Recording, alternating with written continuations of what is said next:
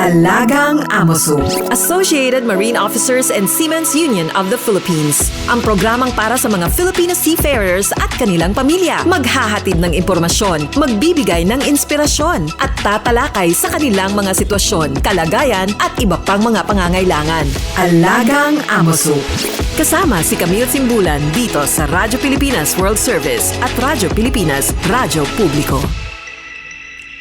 Magandang araw and welcome po muli sa Alagang Amosup, ang serbisyo publiko sa radyong hatid ng Associated Marine Officers and Seamen's Union of the Philippines o AMOSUP at ng Radyo Pilipinas World Service. Sa programang ito ay pinag-uusapan po natin ang iba't ibang mga programs and welfare services ng AMOSUP para sa mga miyembro at dependents ng ating union. Tinatalakay din po natin ang mga napapanahong issue tungkol sa mga karapatan at kapakanan ng mga magigiting nating Filipino seafarers o ang ating mga sea-based overseas Filipino workers, ang ating po mga modern-day heroes. Ang Alagang Amosup ay napapakinggan sa mga shortwave frequencies na 9.920 MHz, 12.120 MHz at 15.190 MHz. Sumasahim pa po din po ang ating programa sa flagship station na Radyo Pilipinas Radyo Publiko 738 kHz tuwing linggo alas 7 hanggang alas 7:30 ng gabi.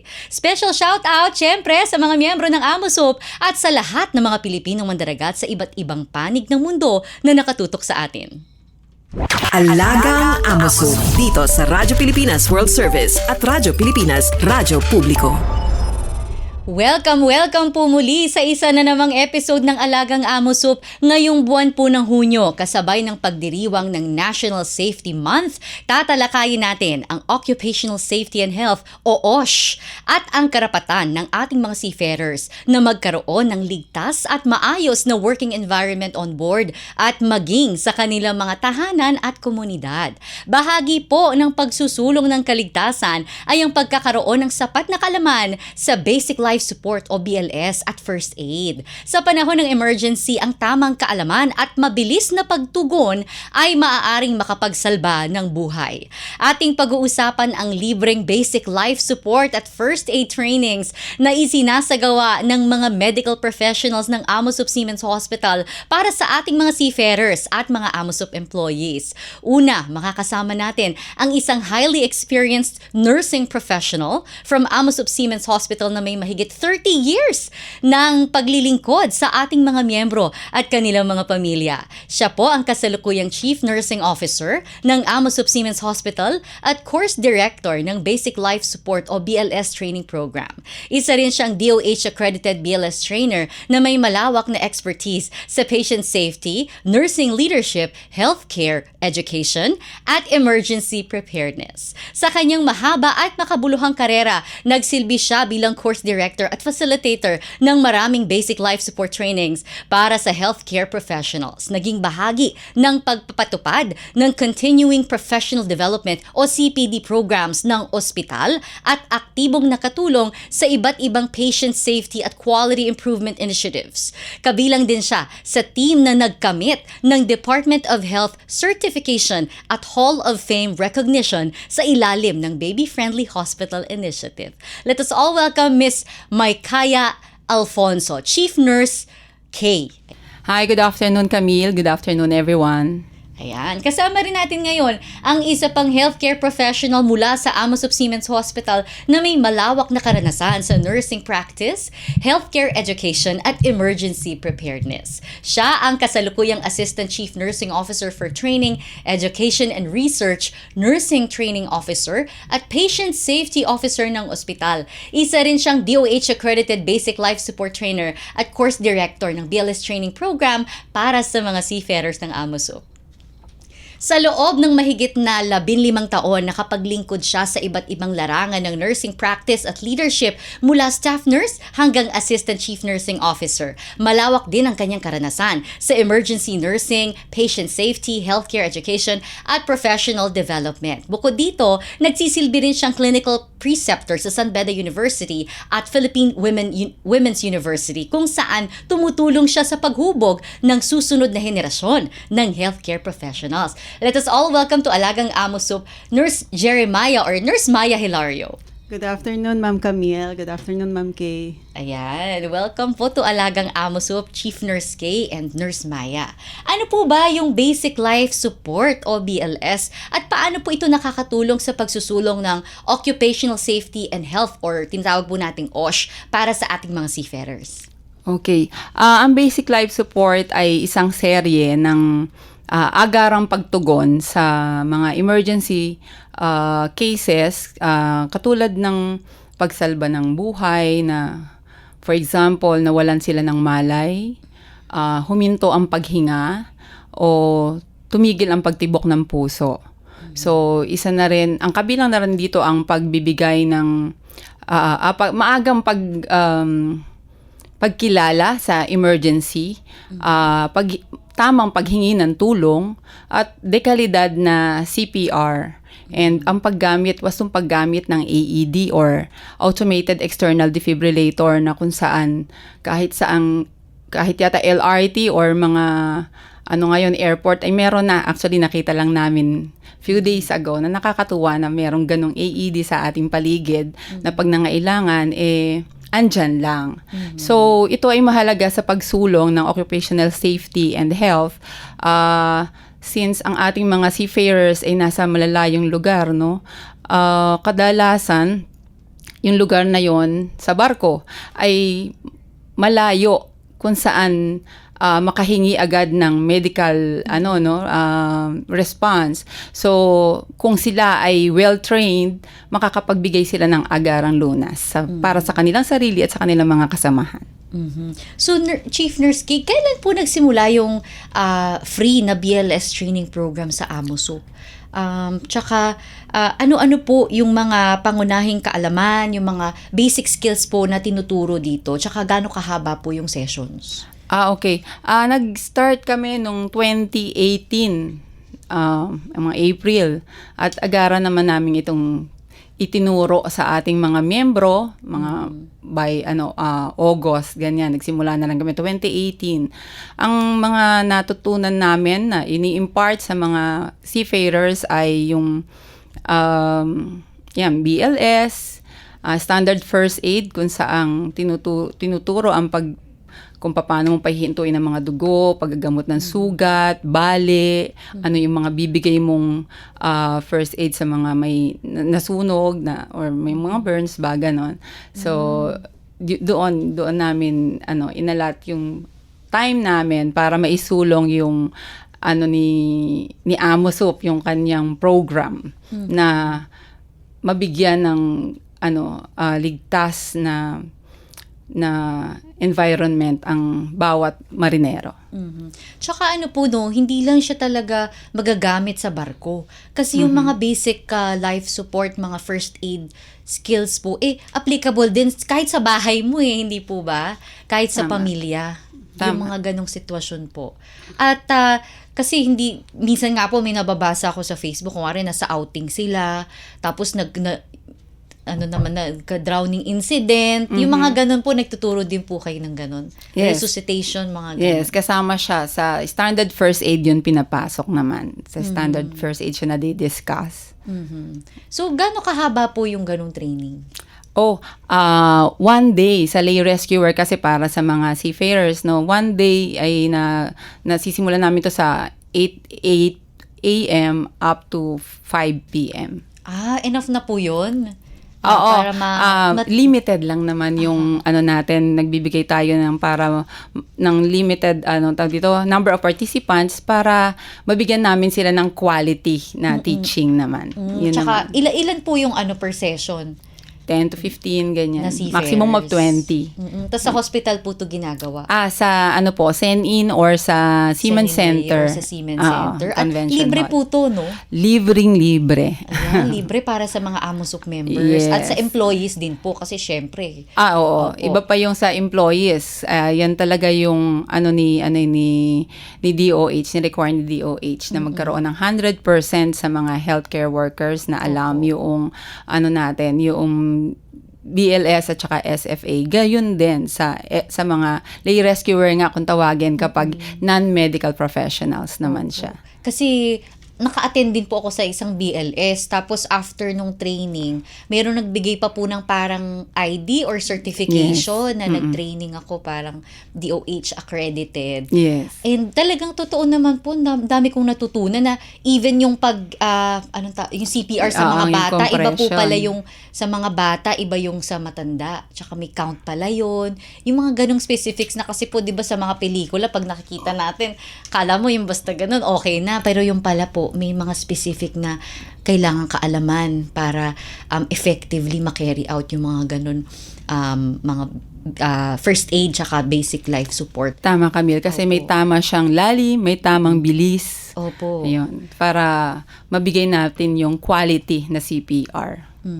Bakit po considered na bahagi ng karapatan ng mga seafarers natin yung ligtas na working environment, or yun nga pong tinatawag na OSH, Occupational Safety and Health? And bakit po mahalaga na magkaroon sila ng kahit basic knowledge and skills sa basic life support at saka sa first aid po para dun sa mga seafarers na i-deploy on board? Yun nga po, bilang layunin ng occupational safety and health is magkaroon ng safe working environment. So, isa sa tinuturo namin sa basic life support is yung objective natin is magkaroon ng skills, knowledge, and attitude na makapagtugon sa mga emergency procedures yung mga seafarers natin. So, if each one of them is meron po talagang kakayanan na mag-provide ng emergency treatment para sa bawat isa. Posibleng makadagdag po yun or makatulong na makamit yung goal ng occupational safety and health na magkaroon ng safe working environment for them. Tsaka malay mo ba, di ba? Kasi syempre unexpected naman, kaya nga tinatawag po na emergency situation. Talagang uncertainty, andyan yung talagang hindi mo unexpected, and maganda na di ba po, kasi pag walang kang idea, ang tendency mo mag-freeze ka, tas magpapanik ka, di ba, yung anxiety. Kasama po ba yun sa tinuturo kung paano yung, snap out of the, yung shock, tapos just proceed with, conducting yung mga to check, kung meron bang, umihinga ba, may obstruction ba, may pulse ba, yung mga ganyan pong basic, ma'am. Oo. Yun ang pinakauna natin dapat gawin kasi dyan is i-check mo yung lugar kung safe bago ka mag-perform, bago ka lumapit sa biktima. So, doon na pumapasok yung tatawag ka ngayon, iisipin mo, ano yung mga natutunan ko nung nag-training ako. Yun yung pangalawa mo dapat tandaan after mo ma-check na na safe yung lugar. So, ano kaya yung mga natutunan ko? At syempre, the most important is kalmado tayo. Kasi hindi tayo makakapag-perform ng tama kung hindi tayo kalmado bago tayo makapagbigay ng At doon papasok, ano nga yung mga natutunan natin. And third, yung mga tamang pagtawag ng tulong, paghingi ng tulong. Kasi kung nararatel tayo, wala tayo sa sarili natin, kung ano-ano nang sinasabi, hindi na natin nasasabi, ano ba dapat yung hinihingi ko ng tulong, no? Kunyari, tumawag ka sa 911, which is yung nationwide nating ngayon emergency hotline. So, pag tumawag ka ba doon, ano bang sasabihin ko? So, dapat masabi mo agad-agad na ilan yung pasyente ko, saan kaming lugar. Yung lugar kasi yung importante kasi yung 911, siya yung magdadirect kung saan yung pinakamalapit na stations or hospital para rumisponde. Ilan ang biktima ko? Kailangan alam ko yon. In a quick manner, alam ko na dapat ilan yung biktima ko, ano nangyari sa kanya, di ba? Para pag nakahingi ng tulong, agad-agad, alam nila ilan ang hospital, ilan ba yung ambulance na mapapadala, ilan yung doktor or nurses or paramedics, ganyan. At saan yung lugar, gaano katanda, anong edad ng biktima. So, ganun po yung dapat detalyado, aware ka talagang hindi ka nararatel na usually, di ba, ganun yung ating ganun yung ating Siyempre, yung una mong reaksyon pag may parang aksidente. nag-hysteria ka na lahat. Opo, di ba, may bago mo ganung pa nasabi. tendency. Pero kung makapag-attend po kayo ng gantong mga workshop para sa mga members natin na interesado, no, at least magkaka-idea kayo na kapag ito yung mga possibilities sa gantong mga emergency situation, ano yung mga dapat mong gawin, ano yung mga impormasyon na dapat mong ma-relay sa tamang otoridad, at saka kung ano yung mga kaya mong gawin habang ikaw pa lang yun nandun sa area. Tama. Considering also your own safety. Di ba po, mahalaga yun, ma'am. Oo, kaya nga, yun ang una sa number 1, check the scene. Kasi ma'am, kuwari lumindol, tapos may nakita kang unconscious, hindi mo chinek, meron palang May pabagsak pala. pala, Oo, tumakbo ka agad. So, mahalaga po yung awareness, yung situational awareness din Tama. ng mga tao. At saka, mahalaga din ma'am, no, parang tinuturo din po yun na to identify yung severity ng kondisyon ng pasyente. Yes. To describe, hindi po ba? Kaya dapat alam mo ano yung nangyari sa biktima para alam mo rin kung ano yung gagawin mo muna. Yan. May mga ganong insidente talaga na may mga sa mga participants din nagtatanong. Magaganda rin yung mga tanong nila. What if may aksidente diyan na anuhan yung may alam mo kino-consider mo na may spine injury or neck injury, tapos napansin mo walang tibok na, ano yung uunahin mo, ma'am? Oo nga.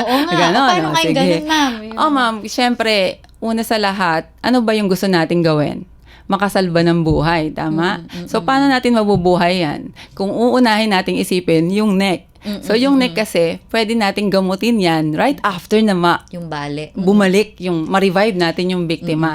So, yun yung ating priority talaga. Magkaroon ng pulso at hininga yung ating biktima at maging conscious na siya. So, later on, sa hospital na gagamutin kung ano man pong complications pa na pwedeng gamutin. Kaya nga dapat pag naayos na or na-revive mo na yung biktima, dalhin na sa hospital. Hindi para enjoy agad.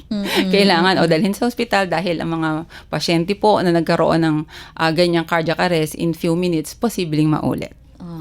Tsaka kailangan syempre ma-screen ano yung nag-effect sa ibang bahagi ng katawan, Yes, sa mga kasama organs po yan niya. sa secondary assessment kasi we have 5 principles. So yung nababanggit mo is 4th principles na pumapasok na secondary. Alamin mo ano pa po kasi na-revive mo na siya, ano pa po ang nararamdaman mo ngayon, ano hubang nag-cause nito sa inyo, nag-allergy ka ba, ganyan, hindi ka ba nakainom ng gamot.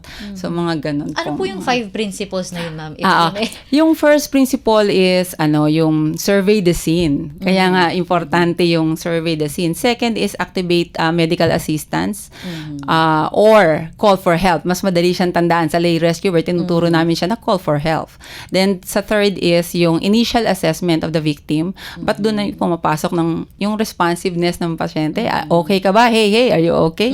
So pag unresponsive siya, you have to do the CPR na. So parang doon pumapasok, but of course, you have to check the pulse, breathing ng pasyente. So, dun pumapasok ang CPR sa initial assessment, which is the third principle.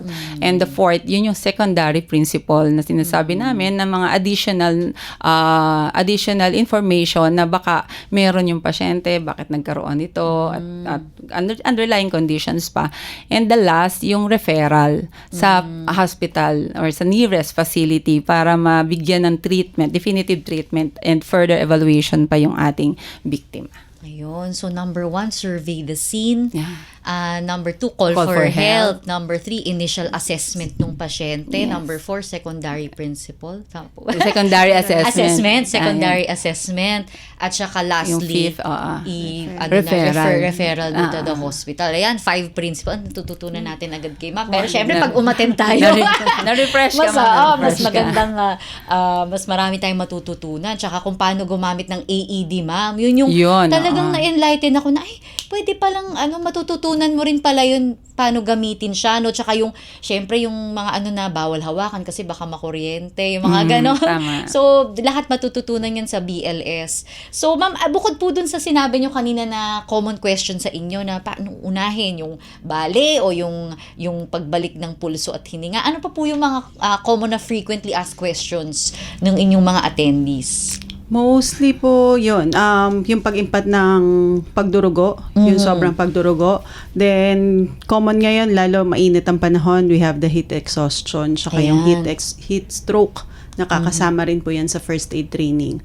Tapos, yun, sa pagkalunod, minsan nga yung jellyfish injury, jellyfish sting na nangyayari po sa dagat. So paano po yung mga sana hindi tayo mag-overtime, pero maganda po kasi yung mga ganyang knowledge, lalo na ngayon summer. Tapos yung mga syempre may mga seafarers na nagbabakasyon, yung pamilya nila pag may mga ganyang incident. Sige ma'am, unahin natin dun sa bleeding. Ayan. Sa bleeding po, tamang packing. Any malinis na cloth or anything na pwede po nating ipatch doon sa mismong sugat po nung victim, nung mismong pasyente. And then, balutin lang po. Then, yun, pwede na pong possible na mag-stop na rin yung bleeding. Apply if pressure, ever. yung Yes, ganyan. pressure. And then, for heat stroke, of course, yun po, tubig, hydration, number 1 po yan. Hindi po dapat mawala. Plus nga, if ever na may maramdaman na po tayong iba talaga, syempre magre-rest. Then, syempre make yourself comfortable talaga. And stay on cool places if ever. Sa shade. Opo. Plus, then, sa heat cramps din, ma'am, isa rin po yun na dapat po ma-stretch ng maayos po yung ating legs. And then, cold compress po to apply na rin doon sa mismong area para maiwasan din yung pagpuling talaga ng dugo doon. Then, ma-reduce yung pain na nararamdaman. And then, sa jellyfish sting, mostly po talaga, suka talaga. All the time, ma'am. May dala rin po tayong suka. Suka to sa mga prevent. nagbi-beach, mga outing, no? Mai-soak po yung mismong site kung saan po may sting. Yun. Yung sa drowning naman po. Sa drowning, ma'am, depende po sa assessment. We can, yun, pwede natin kasing, kung wala na pong, sa hininga lang naman yung problema, we can do rescue breathing, yung mga mouth-to-mouth resuscitation. Yun, may counting din po kasi yun. For adult, parang dapat makabigay tayo at least 6 breaths po sa, 20 breaths siya in 2 minutes time. And then reassess ulit si victim. So, mostly kasi, pag po sa then if wala po ding pulso tsaka hininga, doon na tayo magsi-CPR. Yun na yung tuloy-tuloy sa 2 minuto na at least makapagbigay tayo ng 200 to 240 na compression para humabigay natin siya talaga ng quality. Yung CPR na tinatawag for drowning din.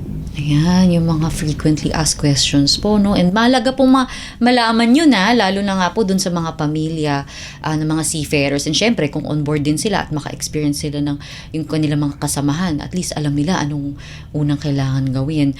Di pa po sa mga gantong sitwasyon, talagang time is of the essence, ma'am, no? Bawat segundo ay mahalaga. Hindi po ba, ma'am? Yes, tama. Kasi sa mga emergency situations, ang mga first few minutes, yan yung critical, no? So, kaya ang aim natin dito is magkaroon ng patuloy na pagdaloy ng oxygen sa ating utak at sa iba pang mahalagang bahagi ng ating katawan. Kaya yung tamang pagbibigay ng karampatang tugon sa mga emergency situations napaka-importante. At saka ma'am, di ba po, since yung yung serbisyo ng AMOSUP ay libre, talaga pong sa lahat ng miyembro ng AMOSUP ay ino-offer natin ito. Kailangan po ba mag-sign up or paano po ba yung ating procedure dyan, ma'am? Okay, doon sa Seaman Center mismo, no, sa Intramuros and Seninoy, or Seafarers House. So nagre-register sila doon, merong pre-registration form. Tapos, libre po ito talaga dahil yan po ang sinigurado sa amin ng DOH nung tinrain po kami na dapat walang sisingiling single centavo sa mga sa mga kahit saan po, sa community man to, o kung saan yun man gagawin ang pagtuturo. Which is, yun po talaga ang aim ng ng AMOSUP, no? Wala ho po talaga tayong sinisingil. Tayo pa po ang namimigay ng libreng pagkain. Yes, meron pa kain may lunch, breakfast, and PM snacks. Tapos, sa bandang huli po, nagbibigay din kami ng token sa mga nag-exile sa natin sa training. Mga active So participants. meron yun meron po talagang binibigay kahit papaano. At tutuwa naman po sila. Kaya kapag po kami kinakausap ng DOH, kung sigurado, sabi na nga, nandyan po ang numbers ng mga seafarers natin, pwede nyo pong interviewin. Yun naman po. At masayaw naman po ang ating mga seafarers dahil libre na, busog daw kanilang sikmura, busog din ang kanilang isipan. Ay, perfect. Yun yung Talagang kanilang holistic. Oo, yun ang kanilang binibigay sa aming feedback right after ng training. Ma'am, pwede naman mag-renew, no?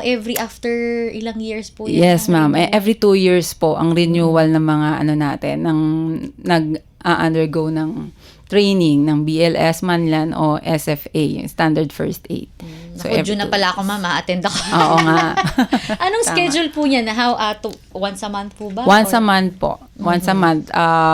Pinag-iiba lang namin ng araw po ang BLS at saka yung Standard First Aid. Ayan. So, para sa mga interesado, no, meron po tayong pre-registration sa mga facilities ng Amosup Seamen Center, and perhaps we can share also sa social media natin para madaling hanapin ng ating mga seafarers kung paano sila makapag-pre-register sa BLS at first aid trainings natin. Ayan. Tsaka syempre, ma'am, no, yung mga natututunan ng mga seafarers, pwede pong ituro sa pamilya nila.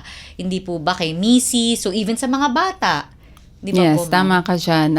Since kapamilya naman nila yon kahit papano, mabibigyan nila ng knowledge ano yung first na dapat kong ituro or anong dapat nilang gawin. Kapag ang seafarers, sila yung aming tinuruan, wala, nasa barko. So, ma-impart nila yon sa kanilang family. Napakalaking bagay. Yes, of course. Yan yung, kasi si DOH may aim yan na at least one in every family na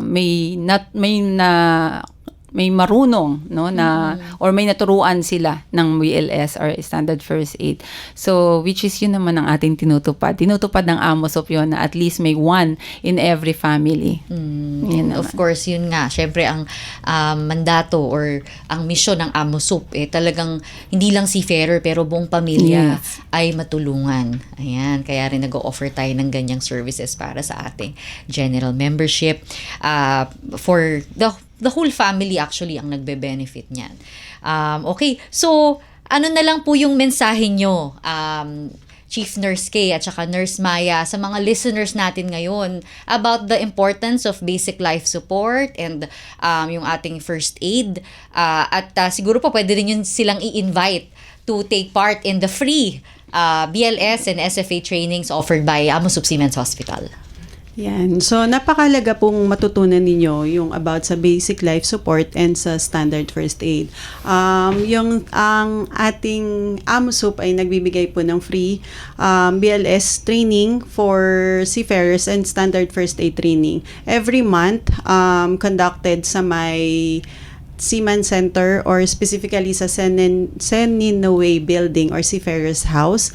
Magre-register lang po tayo sa may Seaman Center reception area para malaman din natin kung ano yung specific dates. Mostly naman second and third month of the month na i-offer siya, weekdays. And also, ma'am, is it okay na masabi ko po, meron din po kasi4 training sa Mariners Home. Doon din po, every month conducted din siya, weekdays. Mostly 4th weekdays, 4th week of the month siya kinakandak. Ayan. So, para rin pala sa ating mga occupants sa Mariners Home, may ganito rin pong programa para sa mga seafarers. Ayan, napakaganda naman ng free BLS as SFA training ng Amosup. Thank you very much po, no? And gaya nga na magre-renew na ako. Kasi talagang useful po, ma'am. I can attest to that. Ang dami ko talaga natututunan na dati hindi papasok sa isip mo na oo nga, no, posibleng mangyari to And ito pala yung dapat gawin. And yun nga na parang lalawak din yung iyong perspective na yung contribution mo, hindi lang para sa sarili mo, hindi lang para sa pamilya, pero sa community or kung saan ka man mapapadpad. Tama ka dyan. Ayan. Okay, so again, maraming salamat po sa mga tagapakinig natin. On your screens po, nandiyan ang mga detalye ng Amosup Contact Center, ang telephone, mobile sa Globe and Smart. Paalala lamang po, para sa calls lang po yan, mga contact numbers ng Amosup. And you can also reach out to us to our AmoSoup Official Facebook page and AmoSoup Official Facebook group. Ang ating mga episodes po dito sa Alagang AmoSoup ay ina-upload po natin sa AmoSoup Official YouTube channel. And for more information about the service units of AmoSoup, ang mga programs and initiatives po natin, punta lamang po kayo sa www.amosoup.org.